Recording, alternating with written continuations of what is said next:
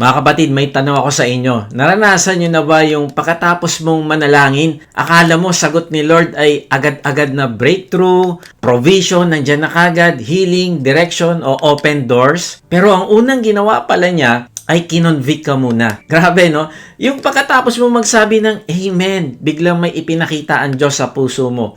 Isang kasalanan na matagal mo na palang tinatago. Isang attitude na matagal mo nang dinidefend. Isang relationship na hanggang ngayon, may sama ka pa din ng loob. O kaya isang habit na alam mo, hindi naman pleasing kay Lord, pero lagi mo sinasabi, last na to Lord, pagbigyan mo na ako. O kaya isang area ng buhay mo na paulit-ulit mong pinagpipray, pero habang nananalangin ka, parang sinasabi ng Holy Spirit sa'yo, anak, hindi lang ito tungkol sa sitwasyon mo. May gusto kasi akong ayusin sa puso mo. Ibigan, minsan, pagkatapos ng amen, hindi agad answer ang dumarating. Minsan, conviction muna. Minsan, hindi muna bagong opportunity, kundi bagong pagharap muna sa Diyos. At alam ko, hindi ito madaling pakinggan. Kasi, mas gusto natin yung prayer na pagkatapos ng amen ay may blessing na agad. Mas gusto natin yung pagkatapos manalangin, may pinto na bubukas. Mas gusto natin yung pagkatapos mag-pray, may good news agad. Pero paano kung ang pinaka-loving na sagot ni Lord sa prayer mo ay hindi muna, anak, ito na yung hiling mo, oh. No, kundi, anak, halika muna. May kailangan tayong pag-usapan. Kasi ganito ang pagmamahal ng Diyos. Yung pagmamahal niya sa atin ang magiging dahilan kung bakit hindi siya papayag na manatili ka sa kasalanan. Hindi siya papayag na masira tayo ng kasalanan. Mahal ka niya. Yung pagmamahal niya sa atin ang magiging dahilan para minsan titiisin niya na hindi ibigay agad yung hinihingi natin para lang mahubog niya ang ating puso. Alam mo, tunay na pagmamahal ng Diyos ay hindi lang pagbibigay ng blessing, kundi ang tunay na pagmamahal ng Diyos ay nagliligtas, naglilinis, nagko-correct at nagbabalik sa atin sa Kanya. Kaya ngayong araw, nasa ika-4 na linggo na tayo ng series natin na After the Amen. Sa series natin na ito, pinag-uusapan natin na ang prayer ay hindi nagtatapos sa salitang Amen. Ang amen na hindi period sa spiritual life natin. It is often the beginning of trust, waiting, obedience, at ngayon, repentance. Pagkatapos nating manalangin, may mga pagkakataon na ang tamang next step ay hindi magmadali, hindi magreklamo, hindi magpanggap, kundi magsisi at bumalik talaga sa Diyos. Kaya nga, ang title ng message natin ngayon ay After You Pray, Repent. Ang repentance ay hindi lang pagsabi ng sorry Lord. Hindi lang ito emotional moment. Hindi lang ito yung naiyak ka. Hindi lang ito na-guilty ka. Hindi rin ito takot lang dahil nahuli tayo o dahil may consequence. No. Ang repentance ay ang pagbabago ng isip na nagbubunga sa atin ng pagtalikod sa kasalanan at pagbabalik sa Diyos na may pusong pagpapakumbaba, nagtitiwala sa Kanyang awa at handang magpasakop sa Kanyang paglilinis at pagbabago. Kaya kaibigan, tapusin mo ang mensahe na ito dahil baka ang kailangan mo ngayon ay hindi lang answered prayer. Baka ang kailangan mo ngayon ay restored heart. Baka ang gusto ng Diyos ay hindi lang bigyan ka ng bagong blessing, kundi ibalik niya yung joy na meron ka dahil sa iyong kaligtasan. Baka ang pinaka-loving na gagawin niya ngayon sa iyo ay hindi takpan yung kasalanan mo, kundi ipahayag ito sa iyo at ma-appreciate mo yung grace niya na magbibigay sa iyo ng freedom. Magandang araw mga ka-Watchi. Praise God at nagkita-kita na naman tayo. May good news ako. Every Sunday 6 p.m. na po ang ating bagong upload simula ngayon sa halip ng Monday. Ginawa natin ito dahil napakaraming online mission groups na nagmi-meet ng Sunday at Monday morning ang gumagamit ng videos natin para sa kanilang discussion. So, para mas maaga ninyong magamit, Sunday na tayo. Sa mga bago pa lang dito, ako po si Kuya Mike. Ang calling ko ay i-share ang salita ng Diyos sa paraang simple lang at madaling maintindihan. At kung hindi ka pa member ng isang online mission group, makinig ka kapatid. Kung gusto mong gumawa ng difference sa buhay ng iba, kung mahal mo ang Panginoon at gusto mong maging bahagi ng kanyang gawain na hanapin ang mga nawawala at gawin silang alagad, now is the time to join our mission group. Dito tutulungan ka naming makilala ang Panginoon ng mas malalim o intimately. I-equip ka namin sa paglilingkod sa Kanya sa pamamagitan ng pagbabahagi ng salita at pagdi-disciple. Kung ito ang tinitibok ng puso mo na sumunod sa panawagan ng Diyos sa atin, mag-type ka lang ng join sa comment section o kaya naman ay i-message nyo kami. So, paano ba tayo magpapakita ng repentance o pagsisisi matapos tayong manalangin? Una, stop hiding and confess honestly. Pangalawa, ask God to clean what you cannot fix. Pangatlo, return to God with the broken and humble heart. Okay, pag-usapan natin yung una. Stop hiding and confess honestly. Basahin natin ang panalangin ni David. Psalms 51, 1-6. Ako'y kaawaan o mahal kong Diyos, sang-ayon sa iyong kagandahang loob. Mga kasalanan ko'y iyong pawiin, ayon din sa iyong pag-ibig sa akin. Linisin mo sana ang aking karumihan at patawarin mo aking kasalanan. Mga pagkakasala ko'y kinikilala, di ko malilimutan, laging alaala. Sa iyo lang ako nagkasalang tunay at ang ginawa ko'y di mo kinalugdan. Kaya may katuwiran na ako'y hatulan, marapat na ako'y iyong parusahan. Ako'y masama na buhat ng isilang, makasalanan na ako'y iluwal. Nais mo sa akin isang pusong tapat, puspusin mo ako ng dunong mong wagas. Para mas maintindihan natin itong talata na ito, balikan natin yung nangyari kay David bago niya ipinanalangin itong Psalms 51. Si David ay hindi ordinaryong tao sa Israel. Siya ay hari. Siya ang shepherd boy na pinili ng Diyos. Siya ang tumalo kay Goliath. Imagine mo yon, siya ang worshipper na sumulat ng maraming awit. Siya ang tinawag na man after God's own heart. Kaya lang, kaibigan, kahit ang taong malapit sa Diyos, kapag hindi nagbantay sa puso, pwedeng bumagsak ng malalim. Sa 2 Samuel 11,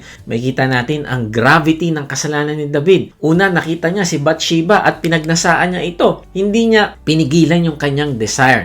Ginamit niya ang kanyang kapangyarihan bilang hari para kunin ang babaeng may asawa. Pakatapos ng mabuntis si Bathsheba, hindi siya agad umamin. Tinakpan niya ang kasalanan. Pinauwi niya si Uriah, ang asawa ni Bathsheba, para palabasing si Uriah ang ama ng pinagbubuntis ni Bathsheba. Pero hindi gumana yung plano. At dahil ayaw pa ring humarap ni David sa katotohanan, lalo pang lumalim ang kasalanan. Nagpadala siya ng instruction para ilagay si Uriah sa pinakamapanganib na bahagi ng labanan at sinadyang iwanan roon para mamatay. Ibig sabihin, hindi lang adultery ang nangyari. May abuse of power, may deception, may manipulation, may betrayal, may murder. Kaibigan, ito nakakatakot sa kasalanan na tinatago. Hindi ito nananatiling maliit. Kapag hindi natin hinaharap, humihingi ito ng kasunod pa na pagsisinungaling.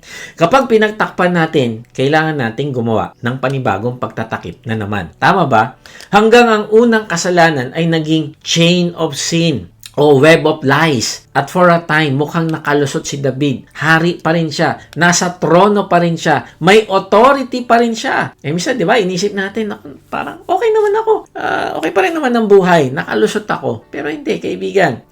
Tingnan mo si David. Maring hindi na ito malaman ng mga tao yung ginawa niya. Pero sa Diyos, walang pwedeng itago. Kaya sa 2 Samuel 12, ipinadala ng Diyos si Nathan para i-confront si David. At sinabi na siya ay nagkasala. Dito natin makikita ang mercy ng Diyos. Yes, painful ang confrontation. Yes, nakakahiya.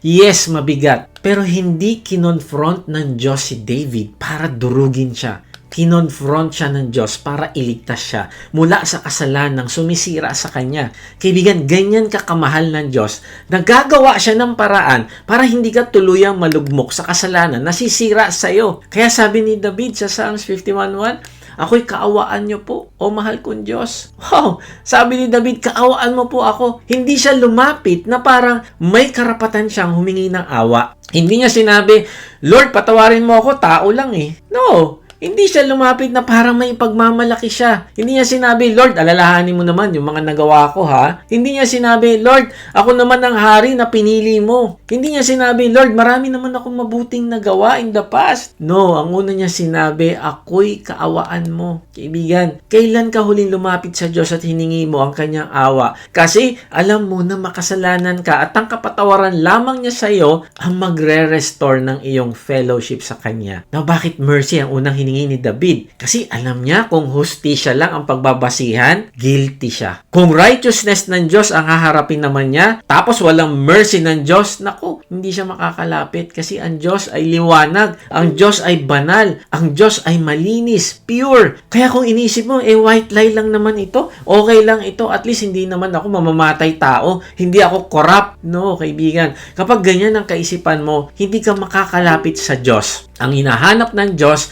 ay ang mga tao magpapakumbaba na umaamin ng kasalanan at honest. Kaya nga, ang unang hiningi ni David ay awa ng Diyos. Kuya Mike, ibig ba sabihin kapag nagkasala ako, hihingi lang ako ng mercy tapos okay na yon? Hindi. Ang mercy ng Diyos ay hindi license para magpatuloy ka sa kasalanan. Ang mercy ng Diyos ay daan para makabalik tayo sa Kanya. Kaibigan, tandaan mo ito.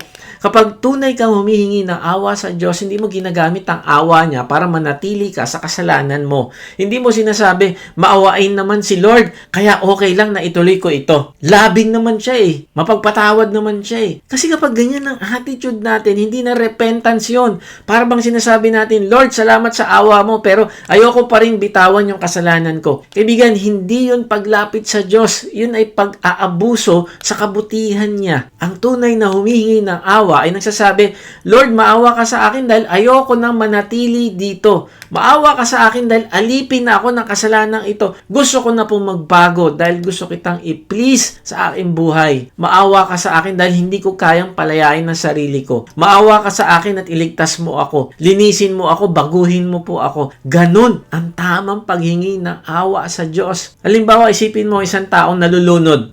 Kapag may sumagip sa kanya, hindi niya sasabihin, salamat, may sasagip naman pala sa akin, lulubog ulit ako. Hindi ganon. Kapag tunay niya nakita na muntik na siyang mamatay, kakapit siya sa kamay na nagre-rescue sa kanya. Hahayaan niyang hilahin siya palabas ng tubig, hindi pabalik. Ganyan ang awa ng Diyos. Hindi ito dahilan para bumalik sa pagkalunod.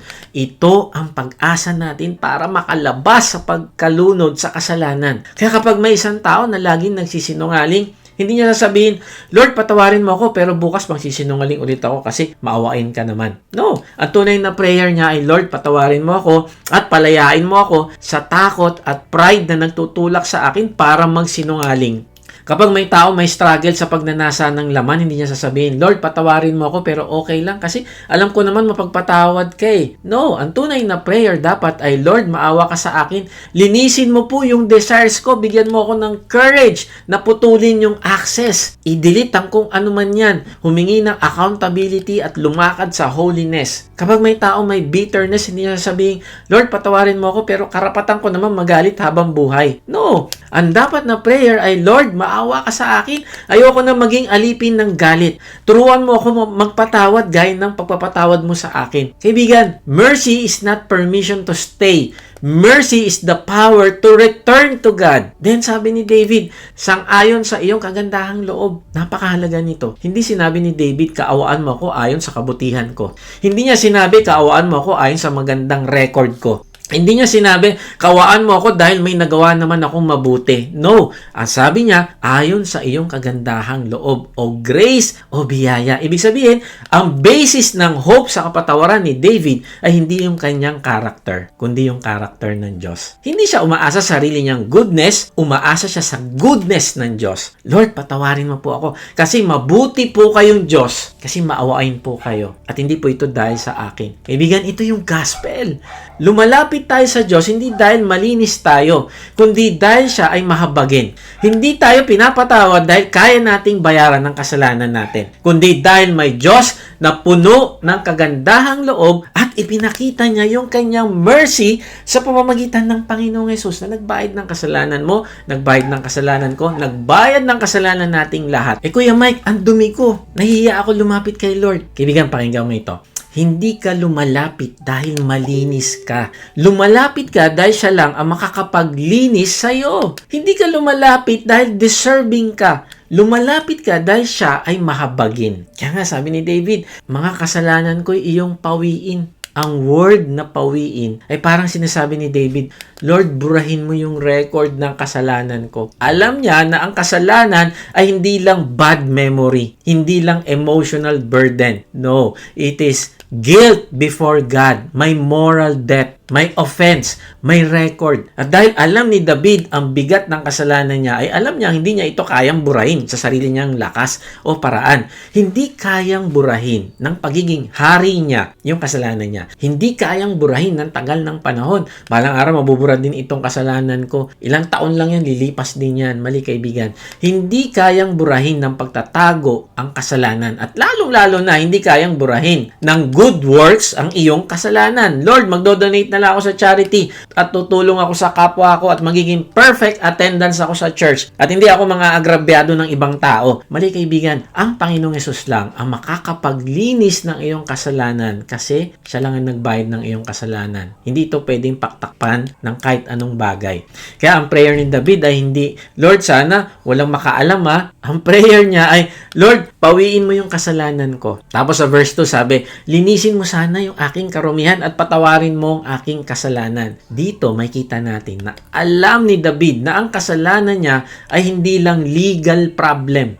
It is also moral uncleanness. Hindi lang siya guilty, marumi siya sa loob. Kaya dalawang bagay ang hinihingi niya, patawad at paglilinis. Kasi minsan gusto natin forgiveness pero ayaw natin ng cleansing.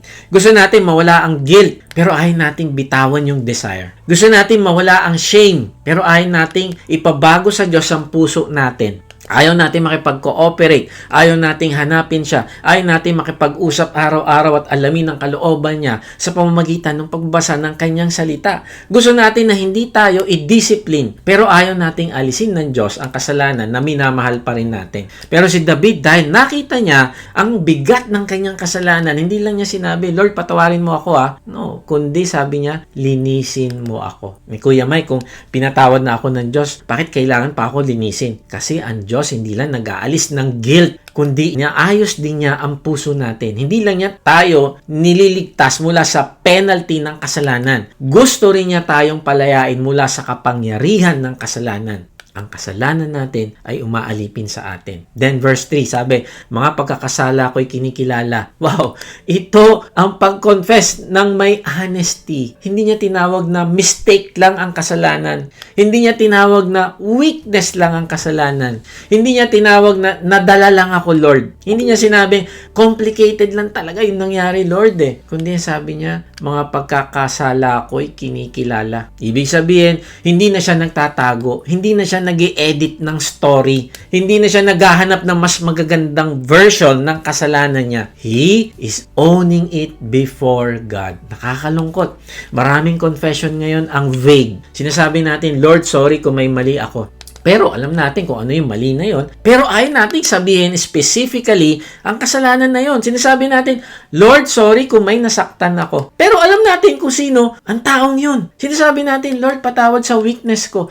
Pero ayaw nating pangalanan yung weakness na yon. Kaya nga sa kabaliktaran ang totoong repentance ay pinapangalanan natin ng kasalanan. Lord, nagsinungaling po ako kanina sa aking asawa. Lord, naging proud ako kaya nakapagsalita po ako ng masakit. Lord, nagnanasa ako at nangangalunya sa isip at puso. Lord, naging bitter ako. Lord, nanakit ako. Lord, naging dishonest ako. Kaibigan, after you pray, repent. Paano? Stop hiding and confess honestly. Then sabi niya, di ko malilimutan, laging alaala. Ito ang bigat ng conviction. Ang kasalanan ni David ay laging nasa isip niya. Hindi ibig sabihin, gusto ng Diyos na pahirapan siya. Pero ang unconfessed sin ay may bigat sa conscience. Kapag may tinatago tayong burden, minsan outwardly okay tayo, nakangiti tayo, nagwo-work tayo, nagsiserve tayo, nakikipag-usap tayo, pero sa loob may bigat, may tinatakasan, may hindi mapakali, at minsan that discomfort is mercy. Kasi ibig sabihin, tinatawag ka pa ng Diyos, kino-convict ka pa ng Diyos. Mas delikado kapag wala ka ng nararamdaman kahit obvious na ang kasalanan mo. Then verse 4, 4, sabi sa'yo lang ako nagkasalang tunay. Kaibigan, hindi ibig sabihin na walang nasaktan si David na tao. Nasaktan si Bathsheba, namatay si Uriah, naapektuhan ng pamilya niya, naapektuhan ng Israel. Pero sinasabi ni David na ang ugat ng lahat ng kasalanan ay dahil nagkasala siya laban sa Diyos. Kaibigan, tandaan mo ito. Every sin against people is first sin against God. Bakit? Kasi ang Diyos, ang source ng moral law. Siya ang banal. Siya ang may-ari ng buhay. Siya ang nagtakda kung ano ang tama at mali. Nakakalungkot kasi nagsusorry tayo sa tao dahil nahuli. Nagsusorry tayo dahil nasira ang image natin. Nagsusorry tayo dahil may consequence. Nagsusorry tayo dahil may nasaktan tayo. Okay naman yan. Pero ang totoong repentance ay nagsasabi, Lord, I sin against you. Nagkasala po ako laban sa iyo. Then sabi niya, at ang ginawa ko'y di mo kinalugdan. Wow, kaibigan. True repentance agrees with God about sin. Hindi siya sumasang-ayon sa kasalanan ayon sa culture. Hindi siya sumasang-ayon sa kasalanan ayon sa feelings. Hindi siya sumasang-ayon sa kasalanan ayon sa barkada. Hindi siya sumasang-ayon sa kasalanan ayon sa social media. No. Kundi alam niya na kung ang isang bagay ay hindi kinalulugdan ng Diyos, ito ay kasalanan kahit na normal lang yan sa ibang tao. Then sabi niya, may katwirang ka na ako'y hatulan, marapat na ako'y iyong parusahan. Ito ang humility. David is saying, Lord, you are right. I am wrong. Hindi siya nangatwiran sa Diyos. Bakit? Kasi ang tunay na repentance ay nagsasabing, Lord, tama ka, ako yung mali. Then verse 5, sabi, ako'y masama na buhat ng isilang. Dito mas lumalalim yung confession ni David. Hindi lang niya inaamin ang ginawa niya. Inaamin niya pati ang kondisyon ng puso niya. Sinasabi niya, Lord, ang problema ko, hindi lang naman yung action ko. May mas malalim na problema pa sa puso ko. Napaka-importante nito, kaibigan. Kasi kung ang tingin natin sa kasalanan ay isolated mistake lang, ang solution natin, behavior management lang. Pero kung nakikita natin na ang kasalanan ay galing sa makasalanang puso, naku, kailangan nating humingi ng bagong puso sa Diyos. Kaya sabi ni David sa verse 6, nais mo sa akin isang pusong tapat. Itong hinahanap ng Diyos. Hindi yung pagiging parang mabuti, parang religious sa harap ng tao, may pinapakitang Christian appearance. No! Ang hinahanap ng Diyos ay ang pusong binago niya. Bakit? Kasi pwedeng magmukhang okay sa labas pero hindi tapat sa loob. Pwedeng active sa ministry pero may tinatago. Pwedeng maganda ang sinasabi pero iba ang ginagawa pag wala nang nakakakita. Pwedeng worshiper sa labas pero matigas ang puso sa loob. Pero ang Diyos hindi lang tumitingin sa panlabas. Hinahanap niya ang truth sa puso. Then sabi niya, puspusin mo ako ng dunong mong wagas. David is asking God for wisdom inside. Kasi ang kasalanan ay madalas bunga ng foolishness. Kapag pinili natin ang kasalanan, pinapaniwalaan natin ang kasinungalingan na mas mabuti ang kasalanan kaysa pagsunod sa Diyos. Akala natin walang consequence. Akala natin kontrolado natin ang lahat ng bagay. Akala natin mas masaya ito. Akala natin hindi tayo mahuhuli. Kaya ang tunay na repentance ay hindi lang umiiyak, kundi natututo rin tayo, sinasabi nito na, Lord, turuan mo ako. Bigyan mo ako ng wisdom. Ayokong bumalik sa parehong foolishness. Kaibigan, stop hiding and confess honestly. So, paano ba tayo magpapakita ng repentance o pagsisisi matapos tayong manalangin? Una, stop hiding and confess honestly. Pangalawa, ask God to clean what you cannot fix. Kaibigan, mahalaga ang pag-amin sa Diyos. Pero hindi doon natatapos ang repentance. Hindi sapat na sabihin lang, Lord, sorry, kung kailangan din nating sabihin, Lord, linisin mo po yung puso ko. Baguhin mo ang loob ko. Gawin mo sa akin ang hindi ko kayang gawin sa sarili ko. Pakinggan natin yung Psalms 51, 7-12. Ako ay linisin, sala ako'y hugasan, at ako'y puputi ng lubos-lubusan. Sa galak at tuwa ako ay puspusin, butong nanghihinay muling palakasin. Ang kasalanan ko'y iyon nang limutin. Lahat kong nagawang masamay pawiin. Isang pusong tapat sa aking likhain. Bigyan mo, O Diyos, ng bagong damdamin. Sa iyong harapay, huwag mo akong alisin. Iyong banal na espiritu'y paghariin. Ang galak na dulot ng iyong pagliligtas, ibalik at ako po'y gawin mong tapat. Kaibigan, pansinin mo, ang mga salita ni David, hindi lang niya sinabi, Lord, patawad. Ang sabi niya, linisin mo ako, hugasan mo ako, pawiin mo ang kasalanan ko, isang pusong tapat sa aking likhain. Iyong banal na espiritu'y paghariin. Ang galak na dulot ng iyong pagliligtas ibalik. Napaka-importante nito. Bakit? Kasi minsan ang idea natin ng repentance ay parang ganito. Lord, sorry po. Hindi ko na uulitin. Pero deep inside, pareho pa rin ng puso. Pareho pa rin ng desire. Pareho pa rin ng direction. Walang plano para lumayo sa kasalanan. Walang intentionality. Pareho pa rin ng ugali. Pareho pa rin ng pride. Pareho pa rin ng habit. Kaya after ilang days, balik na naman. After ilang weeks, ulit na naman. After ilang buwan, same cycle na naman. Bakit? Kasi minsan humihingi tayo ng forgiveness pero hindi tayo humihingi ng cleansing. Humihingi tayo ng relief pero hindi tayo humihingi ng renewal. Gusto nating mawala ang guilt pero ayaw nating ipabago sa Diyos ang puso na bumabalik sa kasalanan.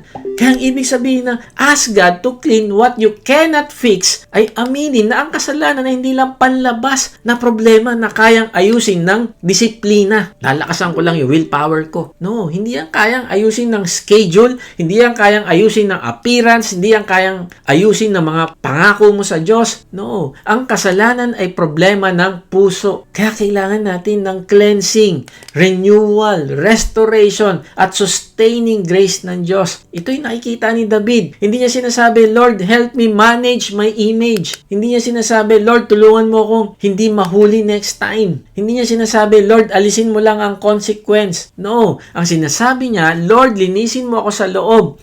Ayusin mo yung puso ko, ibalik mo ako sa presensya mo.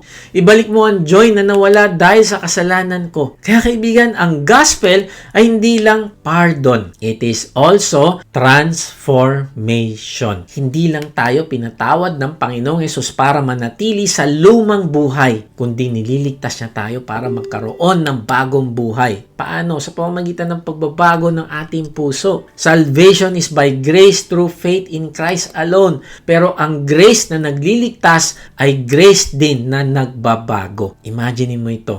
May computer ka, infected ng virus. Pwede mong palitan yung wallpaper. Ang ganda. Pwede mong ayusin yung mga icon sa desktop.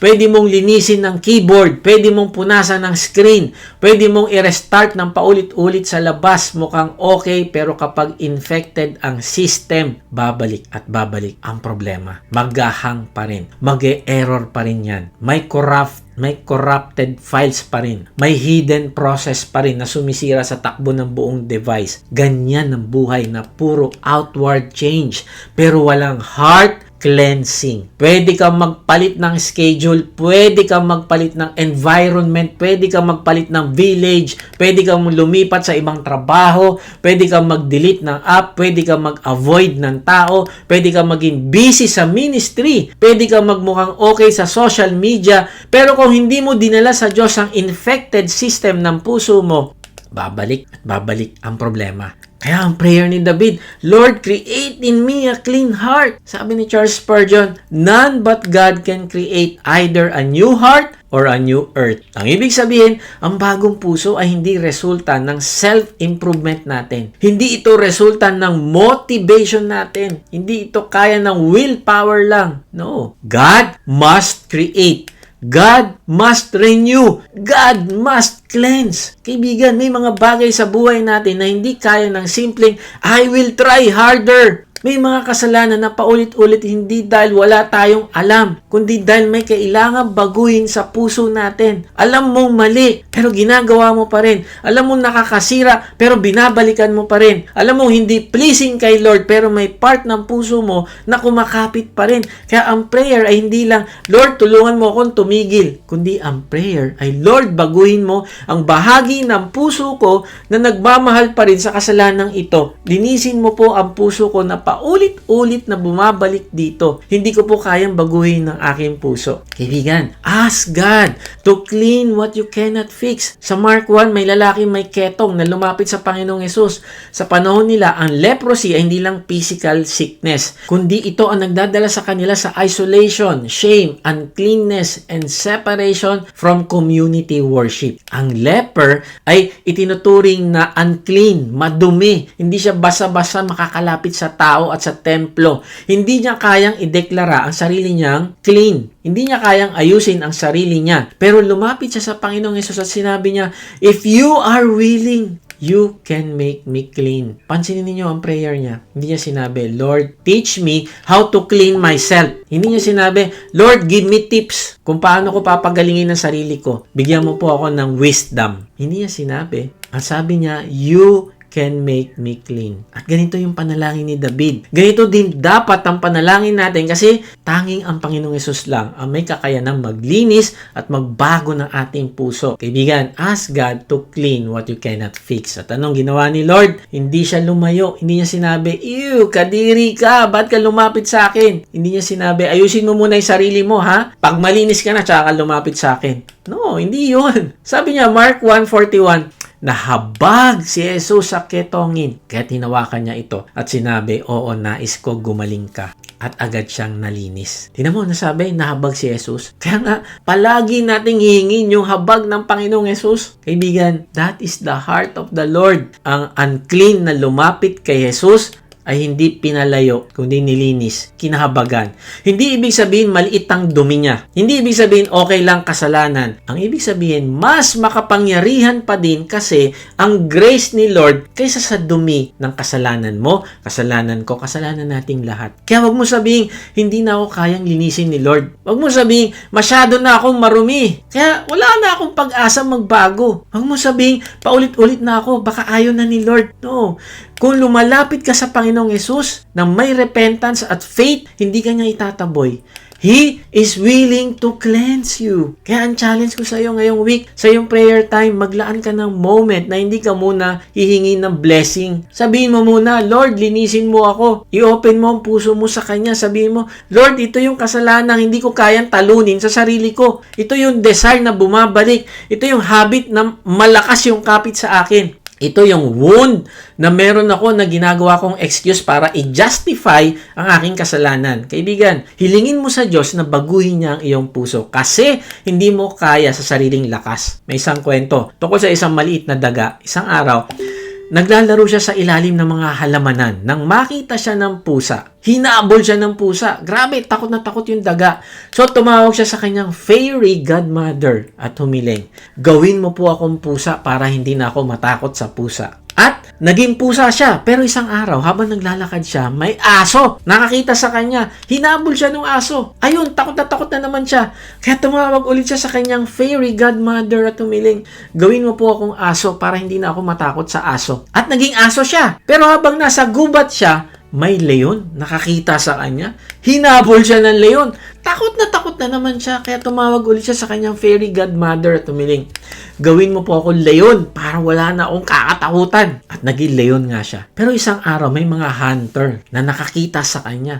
Hinabol siya. Natakot na naman siya. Kaya tumawag ulit siya sa kanyang fairy godmother at humiling, gawin mo po akong hunter para hindi na ako matakot. Pero ang sagot ng fairy godmother sa kanya, ginawa na kitang pusa, ginawa na kitang aso, ginawa na kitang leon. Ngayon gusto mo naman maging hunter? Pero kahit ano ang maging itsura mo sa labas, kung ang puso mo ay puso pa rin ng daga, mabubuhay ka pa rin sa takot. Kaibigan, hindi ito Bible story ha, hindi ito true story. Pero malinaw ang lesson. Pwedeng magbago ang panlabas. Pero kung hindi na bago ang puso, babalik at babalik pa rin ang dating takot, dating desire, dating kasalanan, at dating pattern, puso ng daga. Pwedeng magbago ang position mo, pero kung hindi nagbago ang puso mo, pareho pa rin ang takbo ng buhay mo. Pwedeng magbago yung title mo, pero kung hindi nabago yung puso mo, dala mo pa rin yung dating fear. Pwedeng magbago yung environment mo, pero kung hindi nabago ang puso mo, susundan ka pa rin ng dating pattern. Pwedeng magbago ang schedule mo, routine mo, circle of friends mo o ang appearance mo, pero kung ang puso ay deceitful and stubborn, babalik at babalik ka pa rin sa dating kasalanan. Kaya sabi ng Jeremiah 17:9, sino ang makakaunawa sa puso ng tao? Ito'y mandaraya at walang katulad. Wala nang lunas ang kanyang kabulukan. Ibig sabihin, hindi tayo pwedeng basta magtiwala sa puso natin. Hindi sapat na sabihin, basta susundin ko ang puso ko. Kasi minsan ang puso natin ang mismong nanlilinlang pa nga sa atin. Minsan ang puso natin ang nagsasabi, okay lang yan. Minsan ang puso natin ang nagsasabi, kontrolado mo yan, kaya mo yan. Minsan ang puso natin ang nagsasabi, hindi naman to kasalanan, ginagawa na nga ng marami yan eh. Minsan ang puso natin nagsasabi, deserve mo ito, okay lang yan. Kaibigan, ask God to clean what you cannot fix. Humiling ka sa Diyos ng bagong puso. Yung pusong malinis at dedicated sa Kanya. Ipalinis mo yan sa Kanya. Bakit? Kasi ang meaningful life na gusto ng Diyos para sa iyo ay hindi mabubuo mula sa maruming puso na pinapagtakpan-takpan lang. Kundi ito ay nagsisimula sa habag ng Diyos na nililinis ang puso natin, binabago at pinapatatag sa biyaya ng Diyos. So paano ba tayo magpapakita ng repentance o pagsisisi matapos tayong manalangin? Una, stop hiding and confess honestly.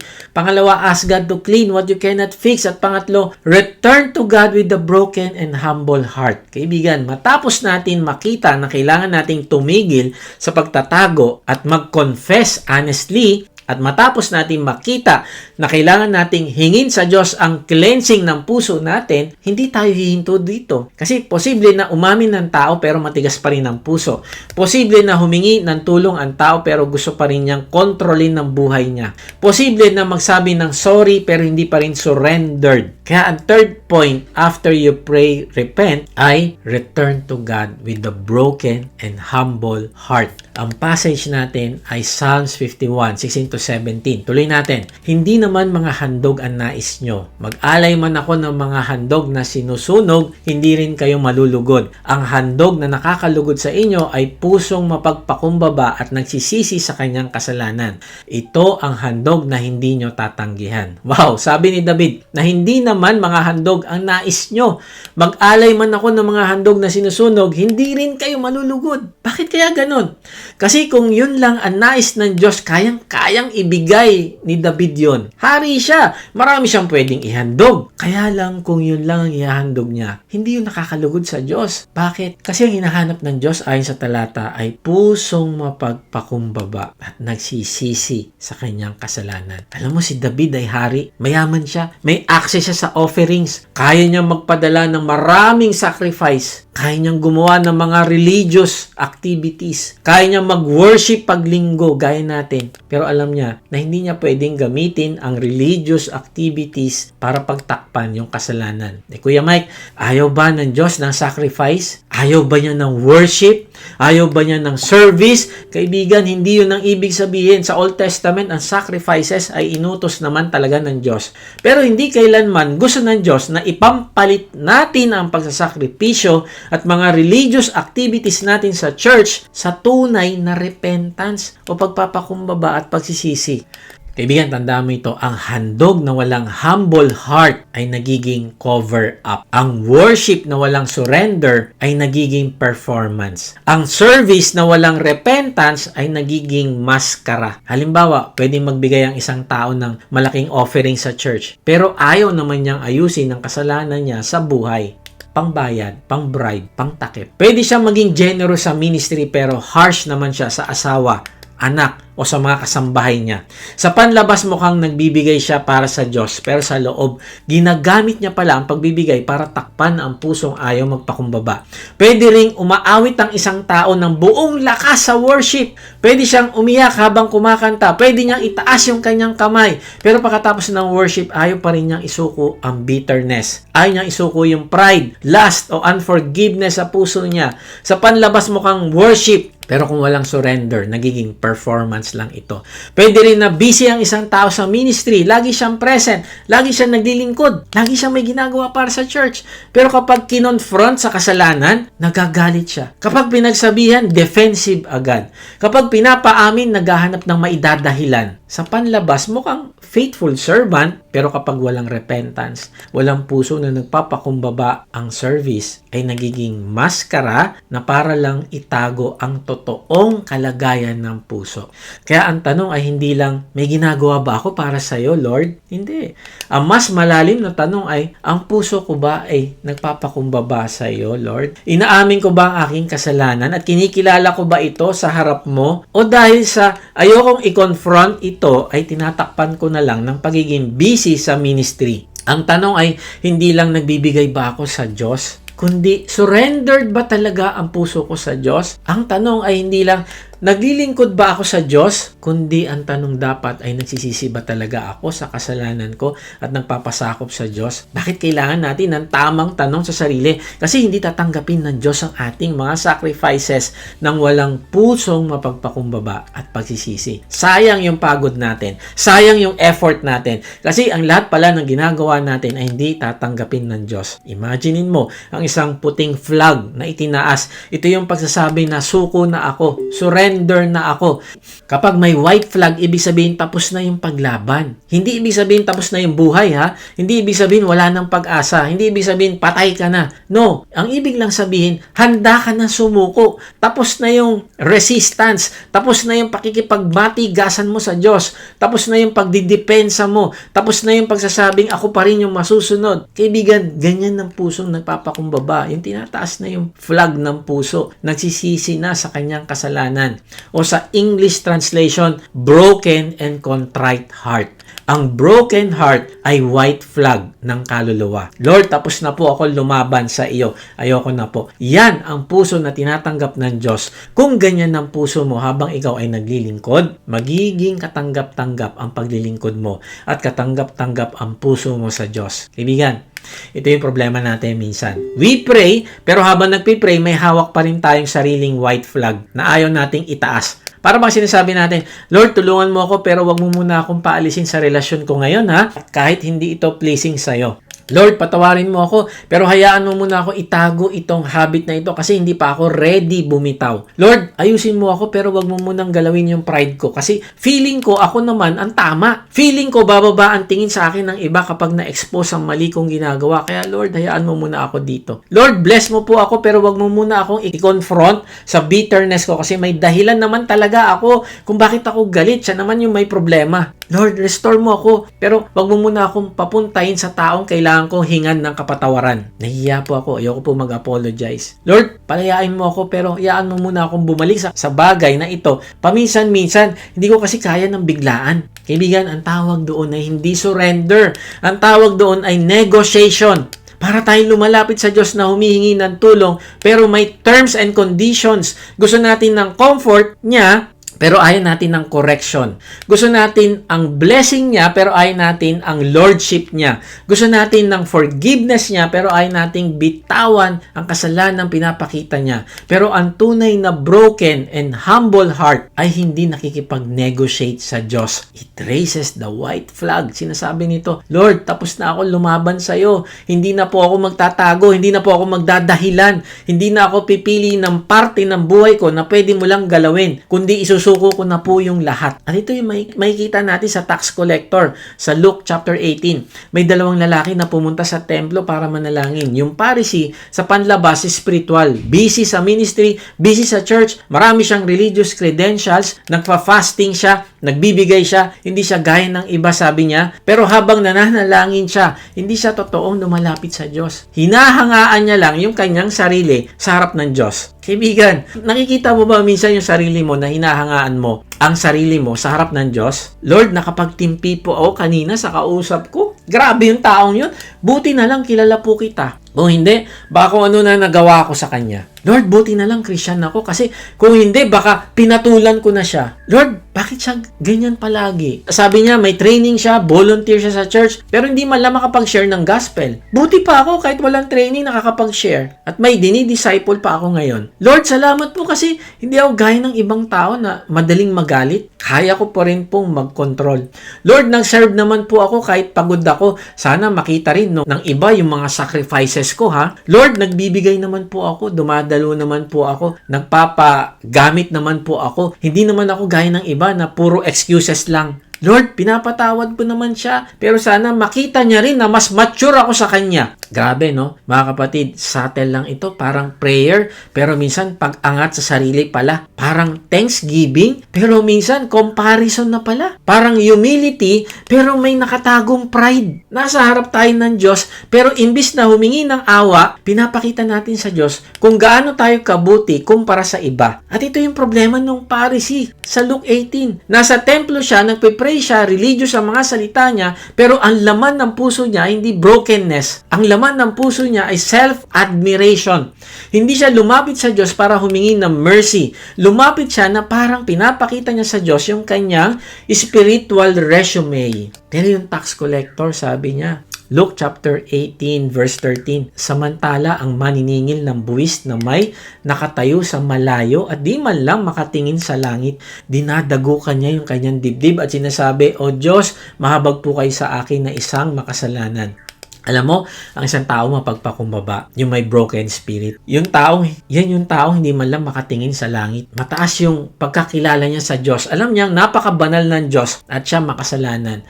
Dinadagukan niya yung dibdib niya na parang sinasabi niya, ang hirap po, gusto ko pong magbago, pero nadapa na naman po ako. Parang sinasaktan niya yung sarili niya. Kulang na lang, suntokin niya yung sarili niya na, Lord, deserve ko po yung parusa. Deserve ko po yung discipline mo sa akin. Kaya po mahabag po kayo sa akin. Kaya nalugod ang Diyos sa kanya. Naging katanggap-tanggap ang puso niya sa Diyos. Tingnan mo, sinabi ng Panginoong Hesus, verse 14, sinasabi ko sa inyo, ang lalaking ito'y umuwing matuwid sa harapan ng Diyos at hindi ang pariseo, sapagkat ang sino man nagmamataas ay ibababa at ang nagpapakababa ay tataas. Wow! Sa harap ng Diyos, sino ang mas matuwid? Yung relihiyosong pariseo na feeling niya wala siyang kasalanan, nagsiserve, o yung tax collector na humihingi ng habag. Ayon sa talata, yung tax collector ang huminging matuwid sa harap ng Diyos. Bakit? Kasi sabi sa talata, sapagkat ang sino mang nagmamataas ay ibababa at ang nagpapakumbaba ay tataas. Maring tinatanong mo,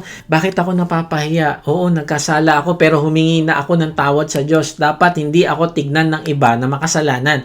Dapat mataas pa rin ang tingin ng iba sa akin. Bakit ganun ng Diyos? Kailangan ba mapahiya pa ako? Kaibigan, maaaring umiiral kasi yung pride mo. Umiiral ang desire mo na maging magaling at mabuti ang tingin sa'yo ng iba. Kaya, may pagkakataon na ibababa ka ng Diyos, hindi para saktan ka, kundi para matutunan mo na hindi maging pariseo na panlabas na itsura ang inaalagaan, kundi gusto niya maging tax collector ka na kinakabugang dibdib. Lord, maawa po kayo sa akin. I deserve to be punished. I deserve your discipline kasi makasalanan po ako. Kung ako po ay mapapahiya, salamat po kasi binabago mo po ang puso ko na mapagmataas. Ang reason kaya ako nahihiya kasi mapagmataas po yung puso ko. Kaibigan, kapag lumalapit ba tayo sa Diyos, dala ba natin yung humility o dala natin yung listahan ng dahilan kung bakit dapat niya tayong pakinggan? Lord, pakinggan mo ako yung panalangin ko sa iyo. Bless mo ako. Active naman ako sa church. Lord, nagbibigay naman ako. Lord, nagsiserve naman ako. Lord, mas mabuti naman ako kaysa sa iba. Kaibigan, hindi masama ang maglingkod. Hindi masama ang magbigay. Hindi masama ang dumalo sa gawain. Pero kapag ginamit natin ang mga iyon para takpan ng puso na ayaw magsisi, nagiging pariseo tayo at hindi tayo tax collector. Alam mo si Manase, isa sa pinakamasamang hari ng Juda. Hindi ordinaryong pagkakamali lang yung ginawa niya. Dinala niya yung buong bayan palayo sa Diyos. Pinangunahan niya sila sa pagsamba sa Diyos-Diyosan. Gumawa siya ng matinding kasamaan sa paningin ng Panginoon. Kaya kung record lang ng kasamaan, yung pagbabasihan, parang wala na siyang pag-asa. Pero sa 2 Chronicles 33 verse 12 to 13, sa oras ng kagipitan, ay nagpakumbaba siya. Nanalangin sa Diyos niyang si Yahweh at humingi rito ng saklolo. Pinakinggan ng Diyos ang kanyang panalangin, kaya't pinabalik siya sa Jerusalem at muling naghari doon. Noon, kinilala ni Manase na si Yahweh ay Diyos. Pero hindi doon natapos ang repentance ni Manase. Hindi lang siya umiyak, hindi lang siya nagsabi ng sorry, hindi lang siya na-guilty for a moment. Nagkaroon ng bunga ang kanyang pagbabalik sa Diyos. Makikita natin sa susunod na verse, 15 to 16. Inalis niya sa templo ang mga Diyos-Diyosan ng mga bansa at ang imahen ni Asherah. Pinaalis din niya ang mga altar na pinagawa niya sa bundok na kinatayuan ng templo sa Jerusalem at ipinatapon sa labas ng lungsod. Ipinatayo niyang muli ang altar ni Yahweh at naghandog siya ng handog na pagkaing butil at pasasalamat. Iniutos niya sa mga mamamayan ng Huda na maglingkod kay Yahweh, ang Diyos ng Israel. Wow! Ang ibig sabihin, ang tunay na repentance ay hindi lang emotion. Hindi. It bears fruit. Kapag totoong bumalik ang puso sa Diyos, unti-unting nagbabago ang direksyon ng buhay. Hindi ibig sabihin perfect agad. Hindi ibig sabihin wala nang struggle. Pero may pagtalikod na. May surrender na, may tamang direksyon na, may decision na kamumuhian na niya yung kasalanan. Kaya hindi pwedeng sabihin natin nagrepent na ako pero pareho pa rin yung tinatangkilik natin. Hindi pwedeng sabihin nagrepent na ako pero inaalagaan pa rin natin yung idol sa puso. Hindi pwedeng sabihin nagrepent na ako pero ayaw nating alisin ang bagay na naglalayo sa atin sa Diyos. Kaibigan, ang repentance ni Manase ay may visible fruit. Tinanggal niya yung idols, ibinalik niya yung worship, inayos niya yung altar, tinawag niya yung bayan pabalik sa Panginoon. Kaibigan, alahanin mo ito, hindi maliit yung kasalanan ni Manase, pero mas malaki yung awa ng Diyos. Hindi ibig sabihin na walang bigat ang ginawa niya, hindi ibig sabihin na okay lang yung rebellion, pero pinakita ng talata na ito na napakalaki ng awa ng Diyos sa pusong nagpapakumbaba. At yung awa na yun, nagpuproduce ng fruit sa isang tao na totoong nagrepent. Merong pagbabago.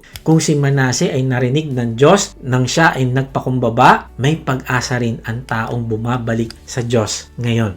Walang pusong masyadong marumi para sa awa ng Diyos. Kapag ito ay nagpapakumbaba at bumabalik sa Kanya, ipapakita niya yung grace.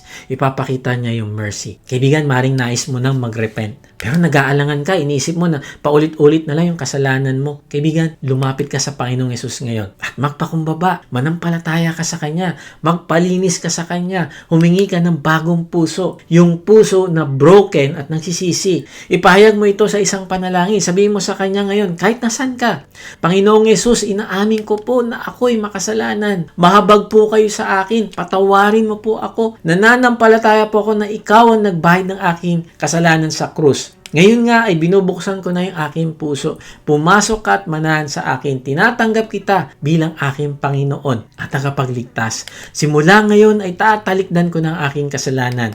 Tulungan mo po ako na lumago din sa aking pagmamahal sa iyo. Amen. Kaibigan, kung ipinanalangin mo yan, ngayon din ikaw ay naging matuwid sa harapan ng Panginoong Yesus. Kung tinanggap mo si Jesus sa iyong puso, comment, accept para maipag-pray namin ang iyong spiritual growth. Kung na-bless ka, please subscribe at i-share ito sa mga nangangailangan ng pag-asa. Para naman sa gustong mas makilala pa ang Diyos, comment, join para makasali sa ating mission group. Salamat sa ating mga supporters. Kung nais mong maging financial partner sa pagpapalaganap ng salita ng Diyos, nasa description ang giving link o mag-comment ka lang ng partner at isisend namin ito sa iyo. Kaya nga, after you pray, repent. Paano? Stop hiding and confess honestly. Pangalawa, ask God to clean what you cannot fix. At pangatlo, return to God with a broken and humble heart. At pag ginagawa mo ito, masusumpungan mo ang Diyos. Lalago ka at lalakas. Magkakaroon ka ng freedom mula sa kasalanan at kalulugdan ka ng Diyos. God bless.